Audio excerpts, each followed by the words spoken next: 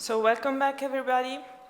For those who are joining us now, my name is Diana Zambelloni, and with my colleague Anna Mateos, we are going to moderate this second debate that is about context. And for this topic, we choose to invite two architects, Carla Juaçaba, that is joining from London, and Marina Tabassum from Dhaka. And thanks for being with us. Thank you. Thanks for joining us. Thank you for the presentation. I think it's time for us to start the discussion. So, what is it that makes context that important for you two? Is it more an ideological position or a practical one? I think it's quite visible from the context I just shared with you that in many ways, especially in case of Bangladesh, context dictates a lot of things. So I would say that it would be probably best in many times that you listen to the context and design based on that. But it also depends where you're building, the location and all that. But at the same time, I think ideologically also, in my practice, from the very beginning, I've been, with all the projects that I've built so far, it's always been about a pursuit of rooting architecture to the place. And for that reason, context is very, very important for me. So it's ideological at the same time, it also dictates. Okay, I think context could be many things. No? It's economical context, it's social context, it is condition of the climate. So it's many things together. It's hard. It's difficult that we. It is definitely when you say context, we try. I think Marina also to respond to all this. Now you can clearly see in her work the economical aspect and the constraint situation that she works. No? And of course, in Latin America and Brazil, when we say economy of means, it's not only economy of means of it's economic, it's a problem of dealing with working in a constraint situation that makes things difficult, but also it's another challenge now. So I can always relate context first to an economical situation, social situation, then this. And then it's too many questions to respond, but I think definitely it's try to respond to all of them. Mm-hmm. Yeah, thank you. I think, and I wanted also to ask you, because you both talk about physical and non-physical in your architecture point of view. So I wanted to ask you, how physical is context in your work, and what's the connection between physical and non-physical aspects? And to what extent does it determine the fabric of your buildings? Marina, if you want to answer first.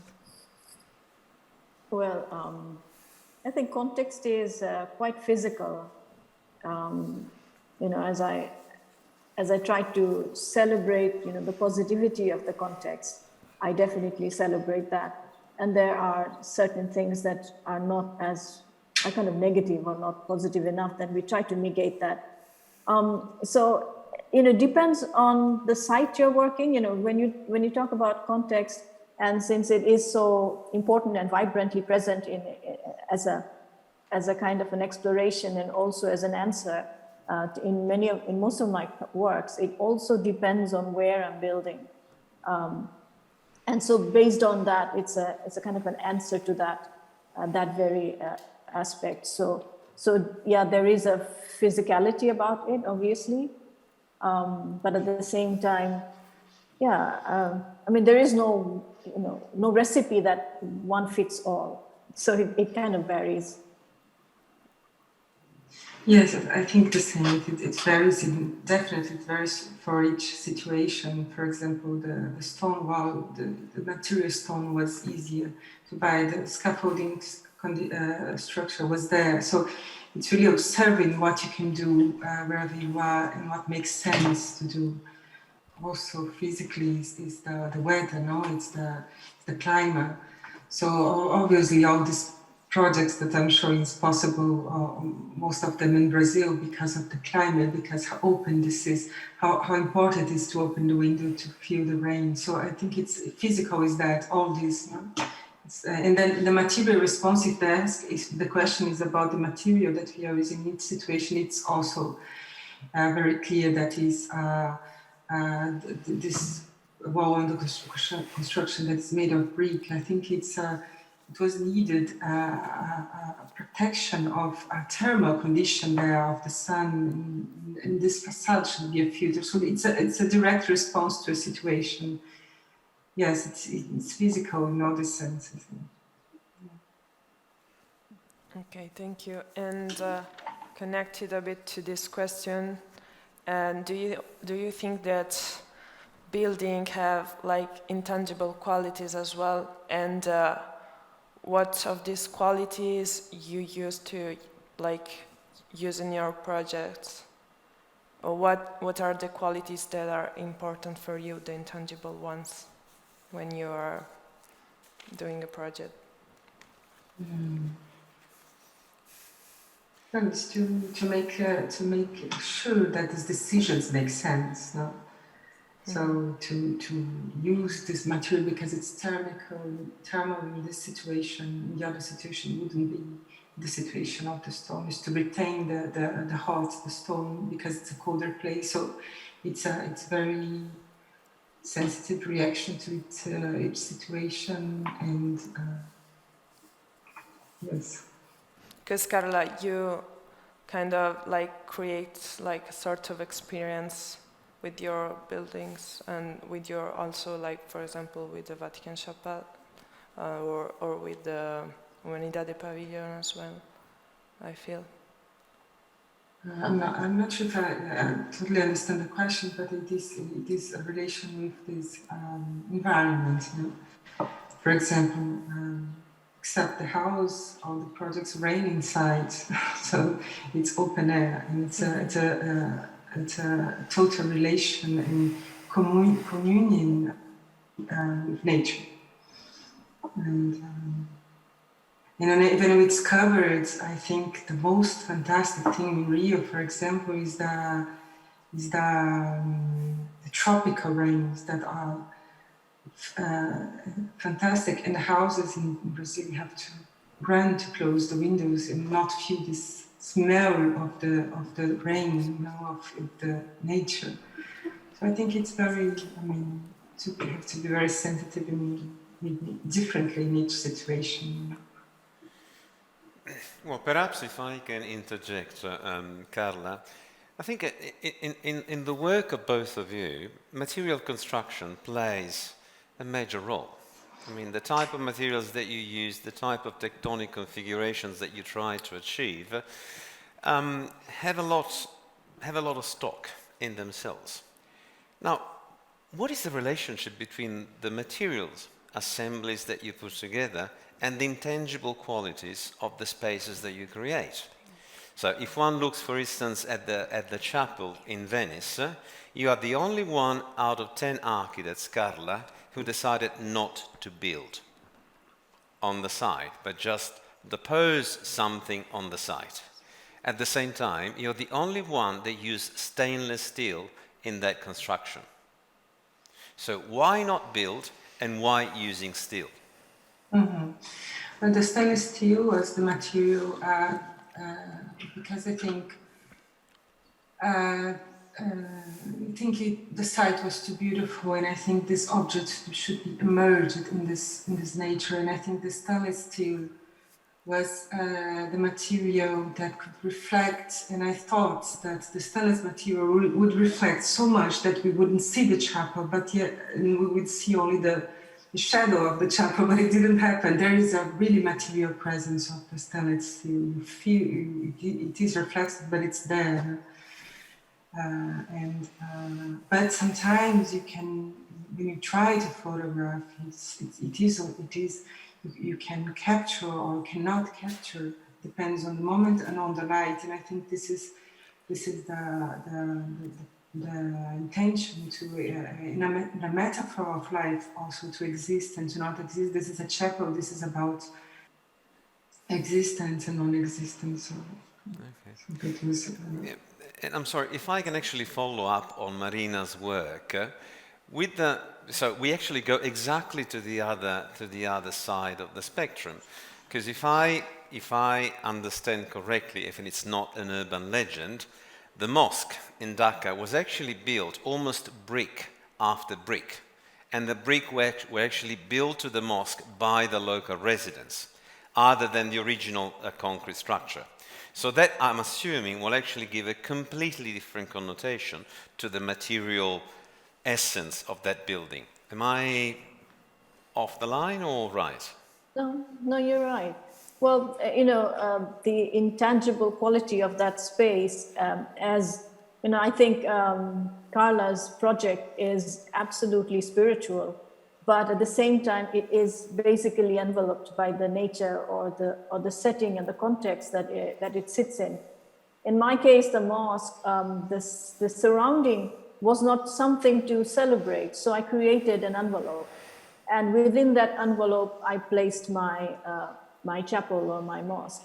And since I'm already enclosing and creating an environment of its own, and it's much more introvert, I had to bring in this intangible quality, which is achieved by light and air and ventilation and the shades and the shadows through the material. And so the material actually helps me to celebrate the naturalness and brings the quality of spirituality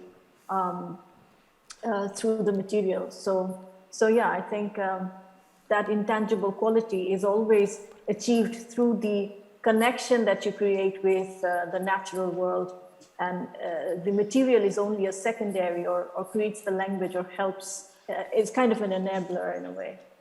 But I'm actually also referring to the way in which the building was procured. The materials of the building were procured, where everyone had the possibility to contribute to its construction, literally brick by brick.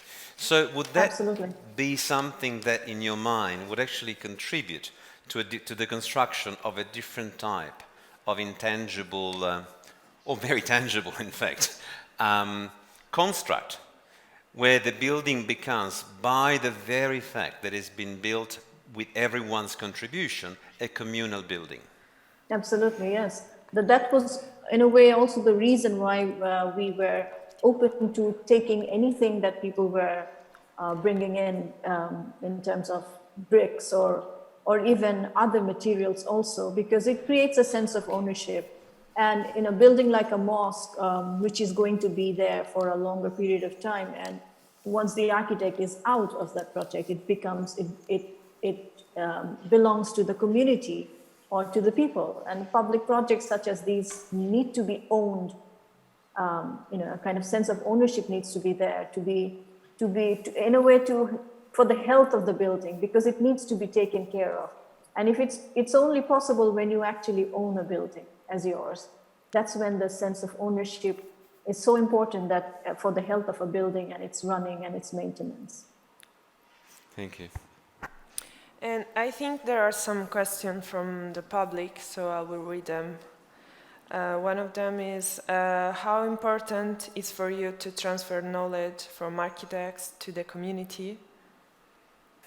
It's very important. Knowledge sharing is the key, actually, especially at our times, since we focus very much on the 99% of people who has no knowledge of what architects do. They don't even understand, the profession. Why would anybody go and design buildings? So when you work with people like that, especially in the villages, who has no understanding of architecture or what architects do, it's important for us to share the knowledge, our understanding of space, creation of space, understanding of material. They have aspiration to move from, let's say, vernacular mud house to a brick house, but they lack the knowledge of building with brick. So when we work with them, especially with people in the villages, it's so important that we share the knowledge and our understanding, and also our understanding of creation of space. Which once we do that, when you have this knowledge sharing happening, this horizontal sharing, it immediately brings value. and people understand that, okay, these people are important. They give you certain ideas which are not there in the public realm. So basically, knowledge sharing is an absolute element when you do community projects, and especially working in the villages. Yeah, and I think it's like also sharing the knowledge sometimes, because for example, in your project for the Panigram Resort and the village housing, you said that you didn't know how to work with mud, so you were there and you start like working with local communities. Sure, it's a reciprocal relationship. Sure, we learned a lot from the villagers. We wouldn't be able to do the project if it wasn't for them coming on board with their own knowledge of the material that they've been building with for all these years. I think this question is for Marina, because I think none of the experience I had was direct to the community. And yeah, I had another one that is for you both. That considering your like how your contextual approach changes during this year, like from some buildings, from the focus of the building to the wider environment, do you think that nowadays is inevitable to have this trajectory from the building to the land or to the place, like a specific one? I think that, it's a kind of a both way. The building first gets informed by the context, because you take the cues from the context, and then it's a response to that. And then when you build the building, it then contributes to the context. So it becomes part of it. Mm-hmm. And so it is, I would say, from context to building, and then from building to context again. So it adds to the environment. So that's why it's so important that you initially start from the context, so that when you add to it, you actually celebrate it instead of, creating a sort of a conflicting situation. Well, we can actually do it very, very personally. Do you think that over time you actually moved from being a designer who's particularly concerned with the design of buildings to being one who's particularly concerned with the design of the place within which buildings are embedded? Yes, for sure, I think so. And I also am aware that, for example, a building like the Copacabana Pavilion is a terrible building, as if it was a permanent building. It's horrible.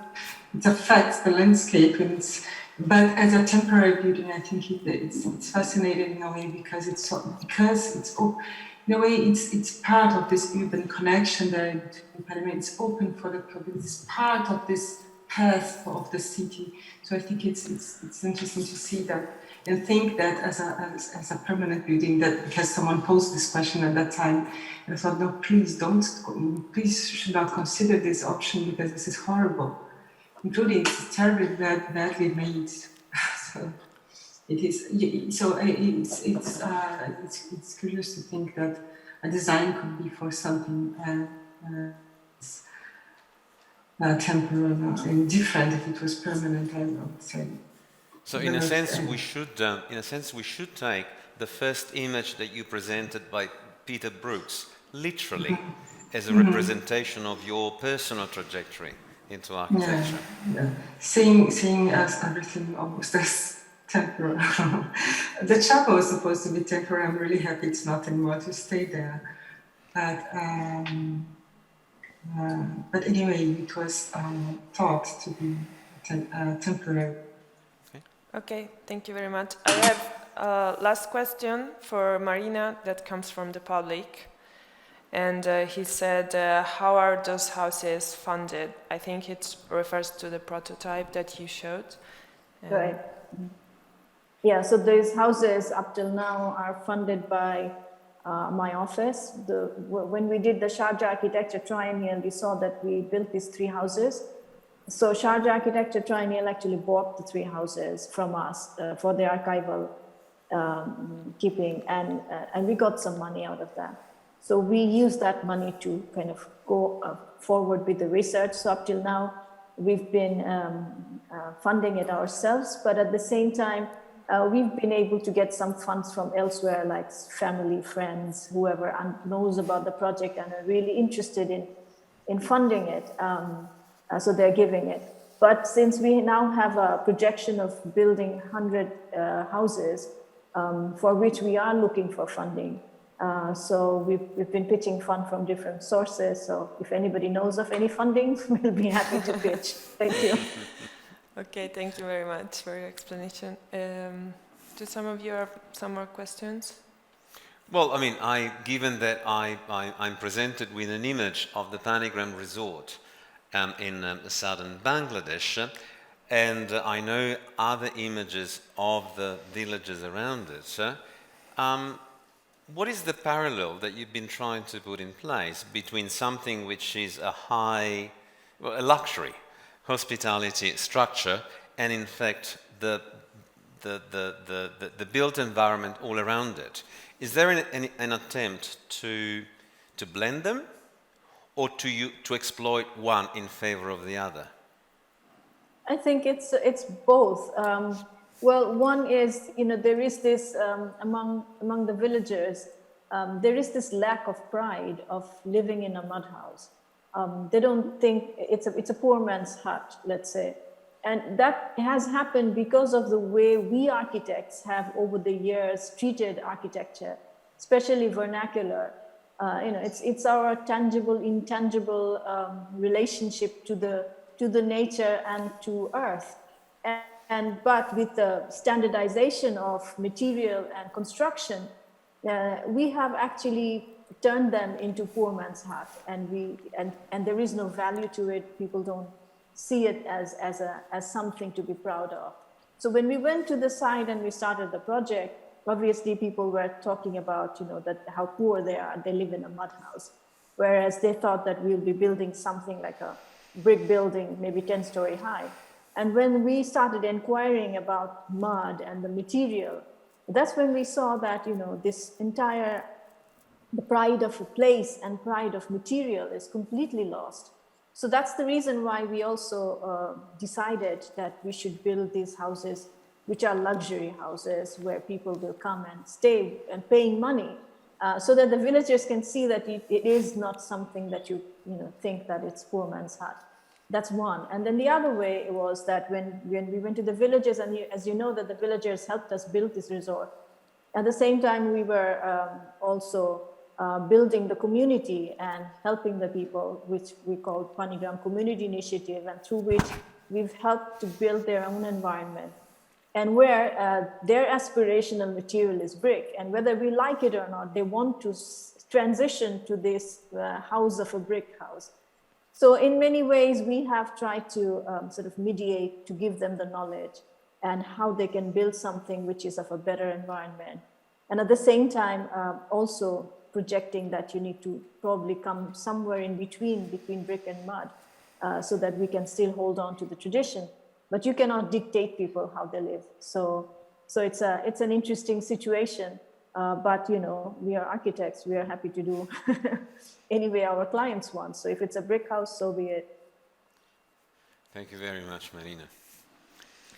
So I think we've just about run out of time for this session. I think we should thank you all very, very deeply for your participation, your engagement, and your buildings. And we'll move. We'll have take 10 minutes for a short pause, and then we will start getting even deeper, more deeply into the countryside. Thank you very much. Thank you very much. so much. Bye-bye. Bye. Goodbye.